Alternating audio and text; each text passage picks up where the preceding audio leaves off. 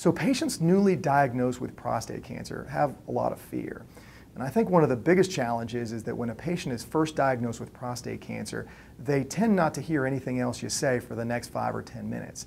Because the first thing they're thinking of is that, so it really is true, I have cancer. Now, whether they have low-grade cancer or intermediate or high-grade cancer, routinely they're not paying attention to you because the one word that they heard was, I have cancer. So once we get that over that original shock from those patients, our job is to educate them the best that we can. And I think prostate cancer is probably, potentially at least, one of the most challenging cancers to look at because, again, there is an entire different spectrum of disease. We actually have low-grade cancers, intermediate-grade cancers, and high-grade cancers. And some people, unfortunately, have a misunderstanding that prostate cancer is that's really not a bad problem. Well, it can be. So a lot of men will keep that in mind and they say, well, geez, am I that guy with the high-grade cancer? Am I the guy that's going to die of this disease? Well, luckily, if we catch these cancers early enough, a majority of those patients actually will not be. On the flip side of it, we also have several men that, again, think that they are going to die of this disease, and our job is to make sure that they understand the disease process. When we look at a patient, and when we diagnose somebody with prostate cancer, again, the first thing that we're going to do is we are going to classify them. And we classify them in terms of risk stratification. We will classify them in what we call the NCCN guidelines. That's the National Comprehensive Cancer Center Network guidelines. And that will classify them in terms of their risk that that cancer is going to continue to grow and potentially get outside of the prostate and eventually either cause morbidity or potential mortality.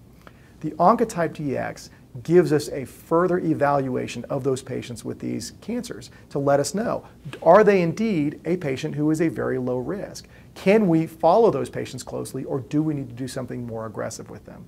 So from a fear perspective, it's the original diagnosis. I've got cancer, oh my God, what do I have to do now? And really the next part of this and the next phase in which patients undergo is the education process.